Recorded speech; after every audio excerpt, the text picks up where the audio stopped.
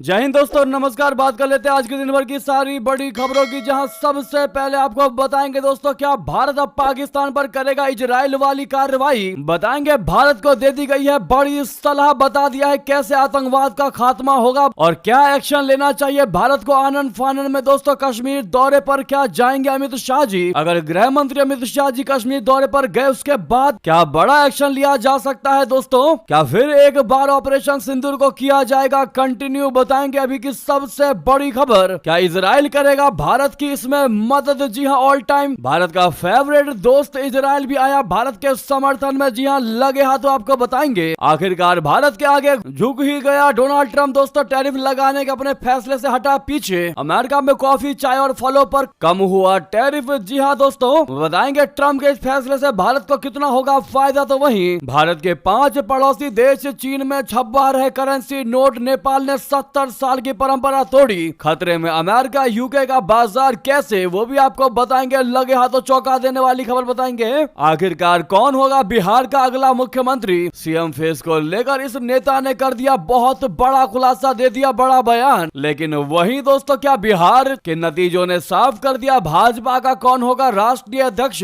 इस नेता की दावेदारी हुई मजबूत। जी हाँ दोस्तों, आज एक से एक बेहतरीन खबर हम आपको बताने वाले हैं। बस आप वीडियो के लास्ट तक बने रहिएगा। और खबरों में आगे बढ़ने से पहले अपने देश भारत के संप्रभुता अखंडता का पुरजोर समर्थन करते और मानते हैं कि भारत इन आतंकवादी हमलों का जवाब लेकर ही रहेगा। तो वीडियो को लाइक करके इस चैनल को सब्सक्राइब करके बेल आइकन दबा के कमेंट में जय हिंद अवश्य कह दीजिएगा। अब बात कर लेते हैं पहली सबसे बड़ी खबर की, जहां दिल्ली में लाल किले के पास हुए आतंकी हमले और इसके बाद श्रीनगर में हुए विस्फोट ने एक बार फिर पाकिस्तान की भूमिका को लेकर बहुत बड़े सवाल खड़े कर दिए। इसी संदर्भ में बलूच मानवाधिकार कार्यकर्ता मीर यार बलूच का कड़ा बयान सामने आया है। उन्होंने कहा है कि भारत में हुआ हमला पाकिस्तान की ओर से परोक्ष रूप से युद्ध की घोषणा के बराबर है। जी हाँ दोस्तों, उन्होंने कह दिया है कि ये हमला युद्ध का आगाज है, पाकिस्तान ने युद्ध छेड़ दिया है। मीर यार बलूच ने एक्सपर्ट लिख दिया कि बीते 78 वर्षों में दुनिया को पाकिस्तान के साथ संबंधों से केवल आतंकवाद, अस्थिरता, परमाणु ब्लैकमेल और आर्थिक संकटों का ही सामना करना पड़ा है। उनके मुताबिक पाकिस्तान की अर्थव्यवस्था मुख्य रूप से बलूचिस्तान के संसाधनों के दोहन पर टिकी है, जबकि उसकी सेना दशकों से आतंकवादी संगठनों को संरक्षण देती रही है। उन्होंने दावा कर दिया है कि पाकिस्तान एक बार फिर भारत में 1990 के दशक जैसी स्थितियां दोहराने की कोशिश कर रहा है, जिसमें बड़े पैमाने पर आतंकवादी गतिविधियां, अस्थिरता और हिंसा शामिल थी। जी हाँ, मीर यार बलूच ने कह दिया कि बलूचिस्तान के रक्षा विशेषज्ञों का भी मानना है कि पाकिस्तान के लिए आतंकवाद उसकी रणनीति का हिस्सा है और उससे पीछे हटने का कोई इरादा नहीं है। ऐसे में भारत को इजराइल की तरह दृढ़ और निर्णायक रुख अपनाना चाहिए। उन्होंने कहा कि पाकिस्तान भारत के साथ लंबे समय तक संघर्ष झेलने की क्षमता नहीं रखता, इसलिए भारत को पाकिस्तान प्रेरित आतंकवाद को जड़ से समाप्त करने की दिशा में बहुत बड़ा कदम उठा देना चाहिए। जी हाँ दोस्तों, बलूच कार्यकर्ता ने अफगानिस्तान के संदर्भ में भी भारत को सलाह दे दी। उन्होंने कह दिया कि भारत को बगराम के अलावा अफगानिस्तान में कम से कम 10 अतिरिक्त हवाई अड्डे बनाने चाहिए ताकि सैन्य अभियानों को समर्थन मिल सके। इसके अलावा अफगानिस्तान को अपने हवाई क्षेत्र की सुरक्षा मजबूत करने के लिए लंबी दूरी की मिसाइलें और रक्षा प्रणाली उपलब्ध करानी चाहिए। मीर यार बलोच ने यह भी कहा, जोर दिया कि भारत को बलूचिस्तान और अफगानिस्तान दोनों को आपातकालीन आधार पर खुले तौर पर सैन्य और रक्षात्मक सहायता प्रदान करनी चाहिए। दोस्तों, उनके मुताबिक दिल्ली और काबुल को मिलकर एक भारत अफगानिस्तान बलूचिस्तान त्रिपक्षीय सम्मेलन आयोजित करनी चाहिए ताकि पाकिस्तान की छन्न युद्ध रणनीति का मुकाबला किया जा सके।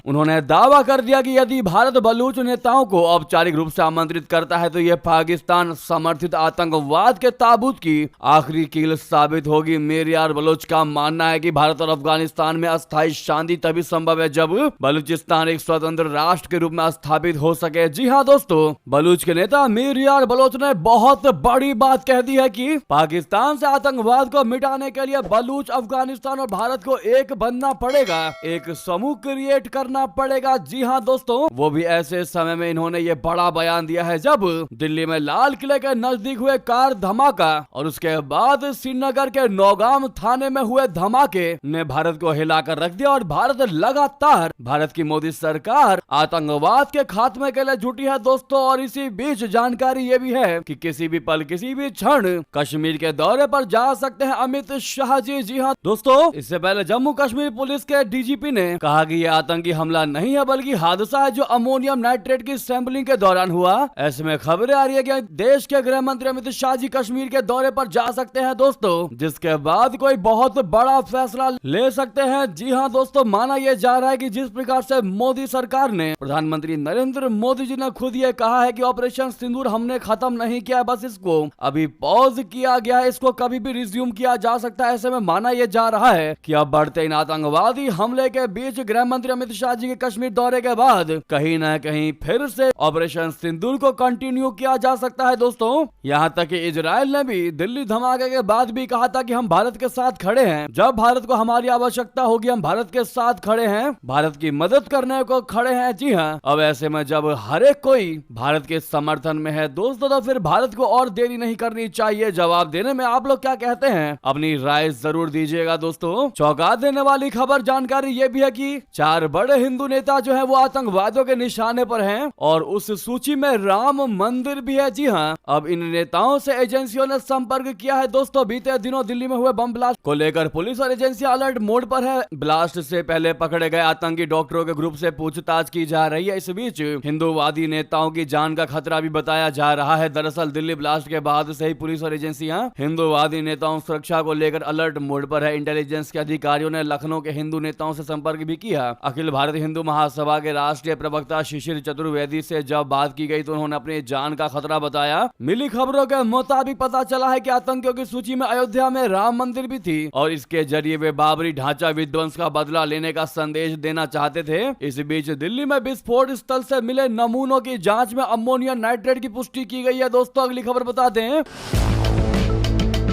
दिल्ली धमाका दुनिया के लिए बड़ी चेतावनी, दक्षिण अफ्रीका ने कहा यह बहुत डरावना संदेश है। जी हां, दिल्ली में धमाके के बाद लगातार धमाके के बाद दक्षिण अफ्रीका ने इसे अंतरराष्ट्रीय समुदाय के लिए बहुत डरावना संदेश बताया, साथ में इसकी कड़ी निंदा भी की। दक्षिण अफ्रीका के भारत में उच्चायुक्त अनिल सुकलाल ने दिल्ली में हाल ही में हुए आतंकवादी हमले को हीनियस एक्ट यानी घिनौना अपराध बताते हुए सख्त शब्दों में निंदा भी की। उन्होंने कह दिया कि ऐसा हमला भारत जैसे बड़े लोकतंत्र के लिए दिल पर चोट के जैसा है, यानी कि बड़े लोकतंत्र के दिल पर चोट करता है और अंतरराष्ट्रीय समुदाय के लिए एक बहुत ही डरावना और गंभीर संदेश देता है दोस्तों। उधर बता दें, बड़ी जानकारी, बड़ी खबर, टैरिफ लगाने का अपने फैसले से पीछे हट ही गए ट्रम्प। अमेरिका ने विभिन्न उत्पादों से शुल्क हटाने का कर दिया ऐलान। जी हां, राष्ट्रपति डोनाल्ड ट्रंप दुनिया भर में विभिन्न उत्पादों पर टैरिफ लगाने के अपने फैसले से अचानक पीछे हट गए। राष्ट्रपति ट्रंप ने बीफ, कॉफी और उष्णकटिबंधीय यानी ट्रॉपिकल फलों समेत कई अन्य वस्तुओं पर अमेरिकी शुल्क समाप्त करने का ऐलान कर दिया। उन्होंने ये घोषणा शुक्रवार को की। ट्रंप का यह नाटकीय कदम उनकी सरकार पर उपभोक्ता मूल्यों को बेहतर ढंग से नियंत्रित करने के लिए बढ़ते दबाव के बीच आया है। इस पर डेमोक्रेट्स ने कहा है कि ट्रंप ने आखिरकार मान लिया कि उनके द्वारा लगाए गए टैरिफ से अमेरिकियों की जेब ढीली हो रही थी।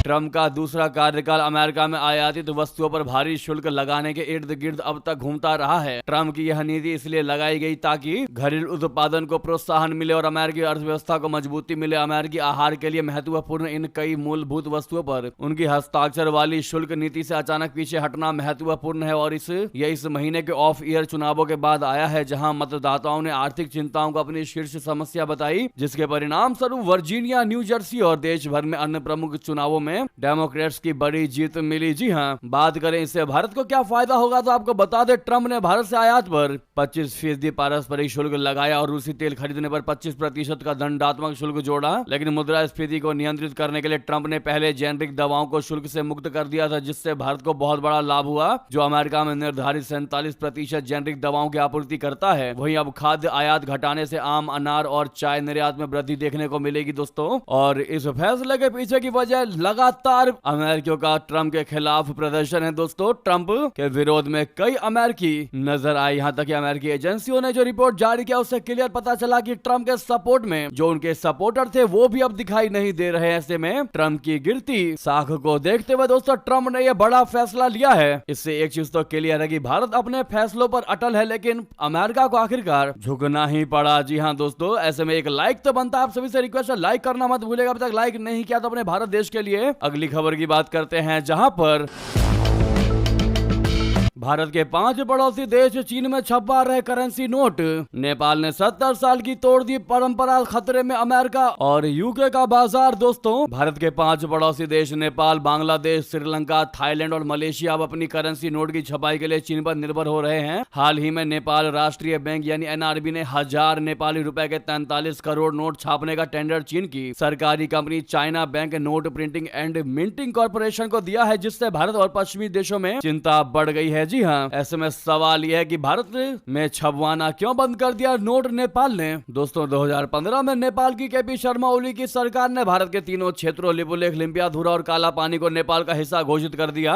ऐसा करके ओली ने भारत और नेपाल के बीच कभी ना खत्म होने वाले विवाद को शुरू कर दिया। बाद में ओली की सरकार ने नेपाल का जो नया नक्शा बनाया उसमें इन तीनों क्षेत्रों को शामिल कर लिया, जो भारत को मंजूर नहीं था। इस वजह से भारत नेपाल की नई करेंसी को छापने के लिए तैयार नहीं हुआ और नेपाल इसी के इंतजार में था। उसने चीन की तरफ कदम बढ़ा दिया। दोस्तों, वहीं दूसरा सवाल यह कि चीन की ओर क्यों झुक रहे हैं ये देश, क्या होगा चीन से फायदा। तो आपको बता दें, नेपाल ने 2016 में चीन से नोट छपवाकर अमेरिकी कंपनियों की तुलना में $3 मिलियन बचा लिए। आधुनिक सुरक्षा तकनीक को लेकर भी बड़ा फायदा होगा नेपाल को। सीबीपीएमसी की कोलोर डांस तकनीक नकली नोट रोकने में बेहतर मानी जाती है। वहीं चीन बड़े पैमाने पर तेजी से सप्लाई करने में सक्षम भी है। तो वहीं कई देश चीन की बेल्ट एंड रोड इनिशिएटिव के तहत आर्थिक रूप से भी जुड़ रहे हैं। दोस्तों, आपको बता दें कौन कौन सा देश है जो चीन से छपवाई करवा रहा है, तो बता दें नेपाल, बांग्लादेश, श्रीलंका, थाईलैंड और मलेशिया। जी हां, जहां नेपाल 2015 से, बांग्लादेश 2010 से, श्रीलंका 2015 से, थाईलैंड 2018 से, मलेशिया 2010 के बाद से चीन से नोट छपवा रहा है। लेकिन भूटान एकमात्र एक ऐसा देश बचा है दोस्तों पड़ोस में जो अभी भी भारतीय प्रेस पर निर्भर है, जबकि पाकिस्तान अपनी मुद्रा खुद छापता है लेकिन चीन से तकनीकी मदद ले चुका है। जी हाँ, इस पर आपका क्या कहना है दोस्तों, आपकी क्या राय है बताना बिल्कुल मत भूलिएगा। जहां रोटी बेटी का रिश्ता है दोस्तों नेपाल के साथ, ऐसे में इस दोगलेपन के लिए आप लोग नेपाल को क्या सलाह देना चाहेंगे, जरूर कमेंट करके बताइएगा। दोस्तों, नेक्स्ट खबर की बात करते हैं, जहां पर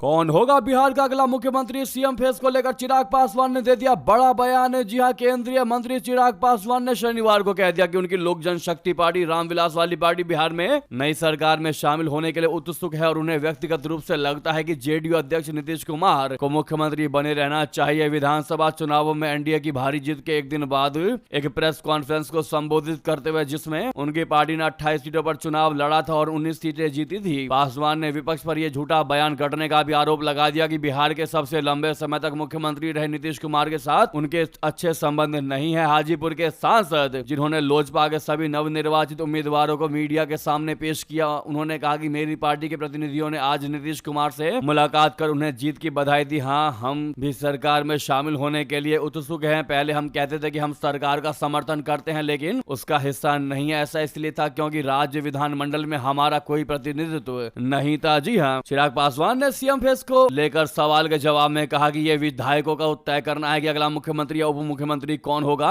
मेरा व्यक्तिगत रूप से मानना है कि नीतीश कुमार को सरकार का नेतृत्व करते रहना चाहिए। जैसा कि आप सभी को पता है, जेडीयू ने 85 सीटें जीती हैं, जो भाजपा से 4 सीटें कम हैं। अब ऐसे में दोस्तों चिराग पासवान का तो यही कहना है कि नीतीश कुमार को एज अ सीएम कंटिन्यू करना चाहिए। लेकिन हम आपसे राय लेना चाहते हैं दोस्तों, जिस प्रकार से बीजेपी की सीटें ज्यादा है, क्या आपको नहीं लगता कि अगला मुख्यमंत्री बीजेपी से होना चाहिए, या आपकी क्या इस पर राय दोस्तों, किससे होनी चाहिए आपके हिसाब से, कमेंट करके जरूर बताएगा। दोस्तों, लगे हाथों वीडियो को लाइक करके इस चैनल को सब्सक्राइब करके बेल आइकन दबा के कमेंट में जय हिंद अवश्य कह दीजिएगा। तो मिलते हैं आप अगली बड़ी खबर में। यहां तक बने रहने के लिए आप सभी का बहुत बहुत धन्यवाद, बहुत बहुत आभार। जय हिंद, जय भारत।